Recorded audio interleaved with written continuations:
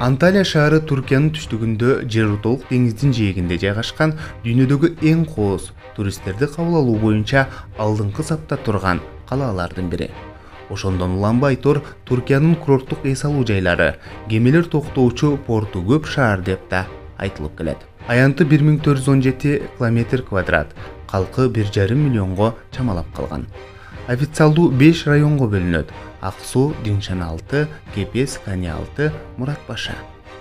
Түркиядагы жайы көп, кышы кыска, эң ысык шаар.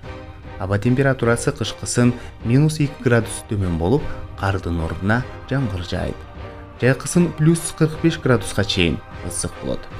Негизинен жыл бою туристтердин кадамы үзүлбөйт. Апрель айынан ноябрь айына чейин эс алганы келгендердин саны көп болот. Түркия мамлекетине келген туристтердин жарымы Анталия шаарын тандашат. 2014-жылы 13 миллион турист келип, рекордтук жекке жеткен. Шаарда жалпысынан конокторду кабыл алуучу 4000ден ашуун отель мейманканалары бар.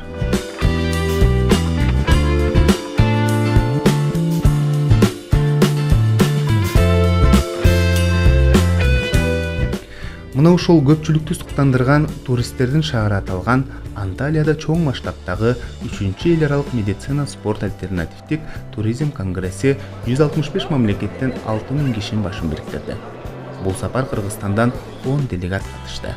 Дарыгерлер, массалык маалымат каражаттары, уюштуруучулар. Иш-чара Хесторекс Түркия медициналык туризм ассоциациясынын демилгеси Түркия мамлекетинин колдоосу менен өткөрүлдү. Биринчи эл аралык конгресске 4000 делегат катышкан болсо, экинчисинде 5000. Бул жолу 165 өлкөдөн 6000 киши келди.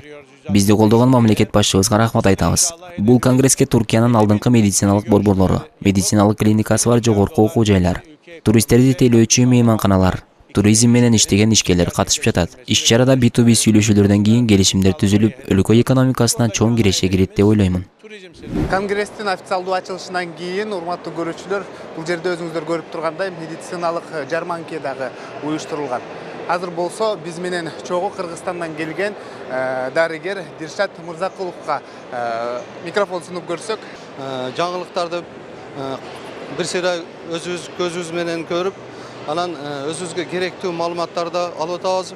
Мисалы үчүн өзүбүздүн кесибибиз боюнча, урология, андрология боюнча ушул жерде берилип аткан маалыматтар, жаңылыктар, бүт бизге керектүү маалыматтарды өзүбүзгө алып, Кыргызстан элибизге алып барганга ошо аракет кылып жатабыз.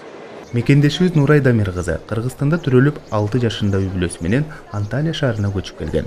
Азыркы учурда Аксуудагы Жетисуу медициналык коллежинде 4-курста окуйт.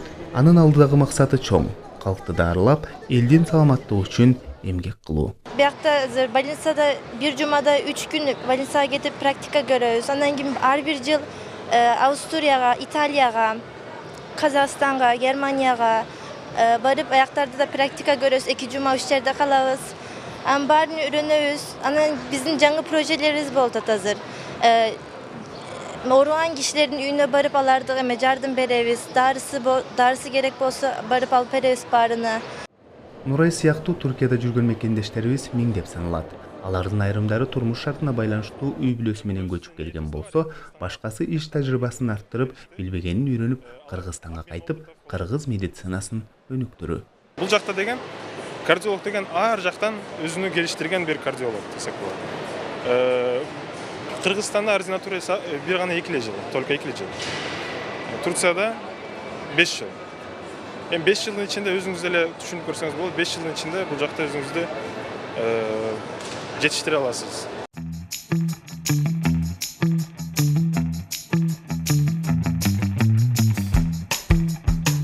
Медицина, спорт, туризм конгрессин 2-нчи күнү башталды.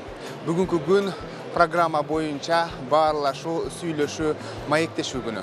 Демек, делегаттар бири-бири менен сүйлөшүп, тажрыйба алмашышат.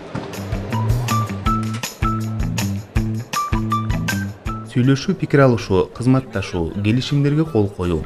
Мындай аракеттер бир гана Түркия медициналык туризмин гана көтөрбөстөн, бүткүл дүйнө өлкөлөрүнүн медициналык туризмин өнүктүрөт.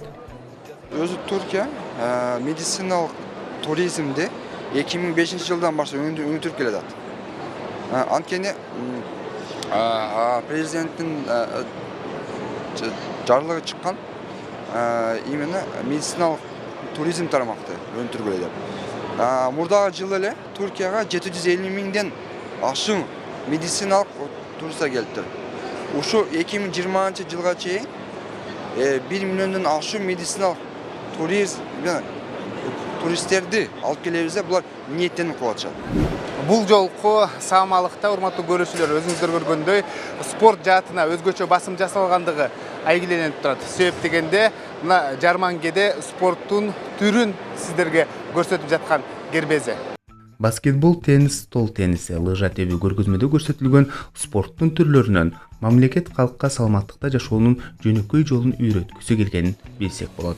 Ананда мында көрсөтүлгөн спорттун түрлөрүн Анталиядагы бардык эс алуу жайларынан кезиктире аласың.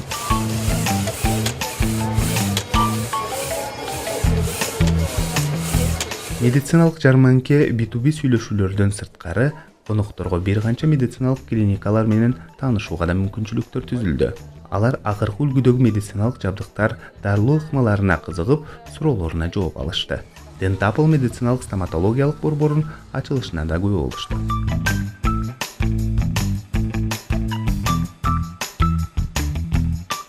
Кыргызстандагы ошол дүйнөлүк коомчулуктун бир мамлекети катары, өкүлү катары биз дагы бир топ ушул компаниянын өкүлдөрү менен башка мамлекеттен келген кесиптештери менен маектешип атабыз, мамиле түзүп атабыз. Анан эми Кыргызстан жөнүндө маалыматтары бар экен. Ошондуктан биз дагы ушул багытта өнүктүрүшүбүз керек да. Мисалы медициналык багыттагы жогорку окуу жайлар, мисалы ошол ооруканалар, поликлиникалар боюнча кызматташуу боюнча мындай бир жакшы мамилелер түзүлүп атат да. Эл аралык Historex конгрессин өткөрүүнүн негизги максаты дүйнө калкынын саламаттыгын чыңдоого болгон аракеттер. Медицина кызматкерлери менен тажрыйба алмашуу жана кызматташууга чакыруу. Медицина туризмин өнүктүрүү. На сегодняшний день медицинский туризм. Бүгүнкү күндө медициналык туризмди өнүктүрүү спорт менен ден соолукту чыңдоо эң маанилүү болуп эсептелинет. Конгресстин жыйынтыгы жакшы болуп жатат. Биринчи эле күнү уюм мекемелер арасында 200дөн ашуун контракт келишимдерге кол коюлду. Мен ойлойм, Historex эл аралык конгресси медициналык туризмди өнүктүрүүдө маанилүү жана туруктуу иш-чара боло берет деп.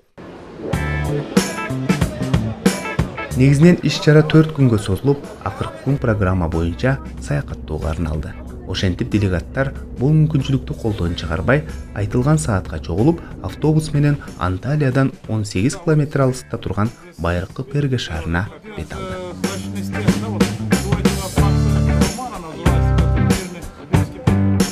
Перге Анталиянын бермети деп аталган эң байыркы шаар. Ар бир туристти кызыктырып, таң калтырып келет. Анталияга келип, эс алып жер жазып, Пергеден Түркиянын байыркы тарыхы менен тааныша аласың.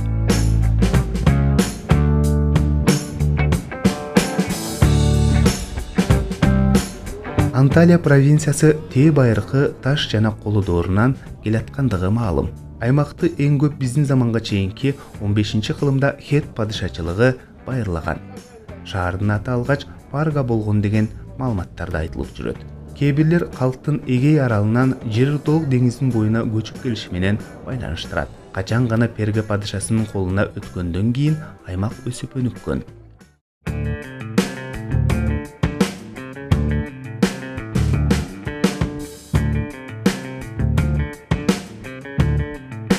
Сиздер көрүп турган бул Перга шаары алгач кичинекей эле шаар болуп, ар бир доорго карап кеңейген деп дагы айтылып келет. Эмне үчүн бул жерге шаар курулуп калган деген суроо жаралган болсо, көпчүлүк айтышат жашоого ыңгайлуу болгон. Себеп дегенде деңиздин боюнда жана ошондой эле соодагерлердин жолундагы шаар болгондуктан аябай өркүндөп өскөн деп дагы айтылып келет. Анан дагы бул жерде турган таштар болсо, мисалы мрамор, гранит жана ошондой эле жергиликтүү таштардан шаар курулган экен. Бул мрамор менен граниттерди башка жактан алып келген деген дагы маалыматтар бар. Анан бул жакты карай турган болсок, урматтуу көрүүчүлөр, бул ошол убакытта курулган дарбазалар. дарбазалар. Албетте, булар урап калган, бирок ошол археологдор ошол доордо изилдеп чыгышып, кайрадан реконструкция кылып, кайрадан тургузган экен. Доорлор алмашкан сайын күчтүүмүн деген империялардын карамагына өтүп олтуруп, 1-2 кылымда шаарды римдиктер элеген. Азыркыга чейин сакталган көпчүлүк имараттардын урандылары Рим империясына таандык. Тарых булактарына таяна турган болсок, бул театр биздин заманга чейинки 2-3 кылымда пайда болгон деп айтылат. Анан бул театр 15 000 адамга ылайыкташкан экен.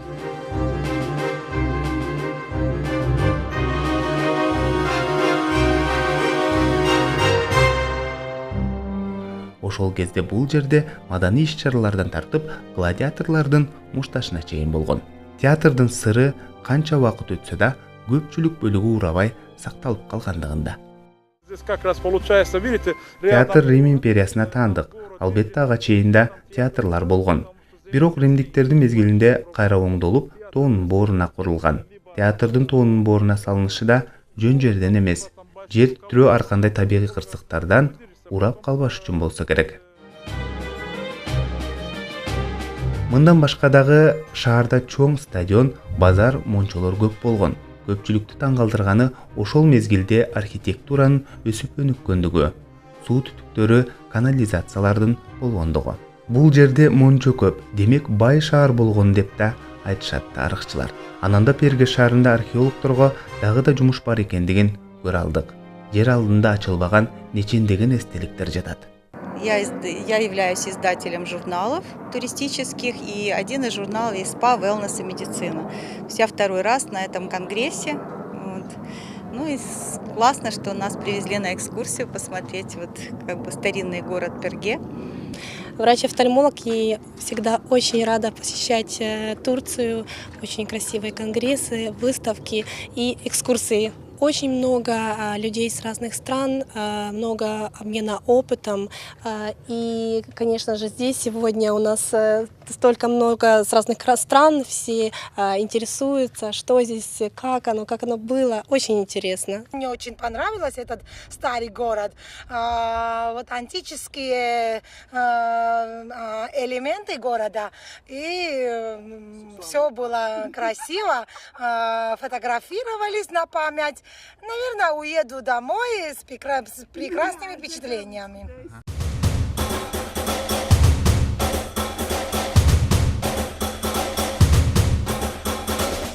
Анталия эски жана жаңы деп экиге бөлүнөт. Биздин кийинки сапарыбыз эски Анталия шаарында болду.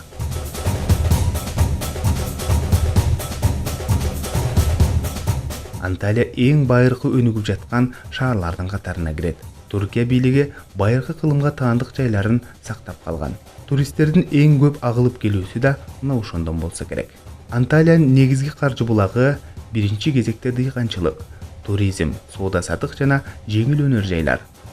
Бул жерде жер жемиштер жана мөмө жемиштердин түрү өстүрүлөт. Бир гана ананас, кокостон башкасы. Апельсинди мекени деп та айтылат. Жол жээктеринде, эс алуу жайларда апельсин дарагын көрө аласың. Жергиликтүүлөрдүн айтымында бул апельсинди жегенге болбойт. Жапайы апельсин даамы ачуу болуп, анын кабыгынан кыямдар гана жасалат. Бүгүнкү күндө жыш жайгашкан апельсин токойлору кыйылып, көп кабаттуу үйлөр түшүп, шаар улам күн өткөн сайын кеңейүүдө. Ошентсе да шаарга бийик асман тиреген мунараларды салууга мүмкүн эмес. Эң бийик үйлөр 10-15 кабаттуу. Эски Анталия шаарынын тарыхы биздин заманга чейинки 2-кылымдан башталат. Перге падышасы Аттала эки согушуп, Сиде шаарына келип, жоокерлерине жашоого ыңгайлуу кооз жер табууну буйрук кылат. Көп убакыт издөөдөн кийин Анталия шаарын табышат. Алгач Аттала, Аталия провинциясы, кийин Анталия шаары деп аталып калган. Ал эми бул шаар 1-2 кылымда римдиктердин карамагына өткөн. Ошол убакта шаар жер ортолук деңиздин буюнда жайгашкандыктан соода-сатыкка ыңгайлуу болуп, империя үчүн негизги шаарлардын катарына кирген. Андан кийин 4-кылымда христиандардын, кайра мусулмандардын карамагына өтүп жүрүп, бул шаар 1-дүйнөлүк согуштан кийин Султан Сулаймандын басып алуусу менен Осмон империясына караган.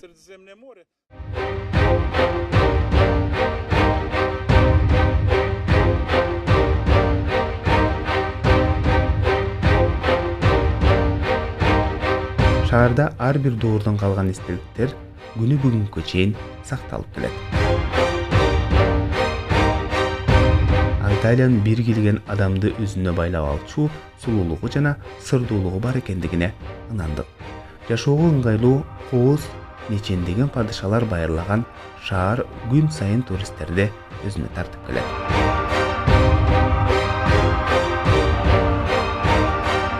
Сейит Амираев, Ермамат Көчкөнов, Илимбек Эмилбек уулу, Анталия, Илим Билим каналы үчүн.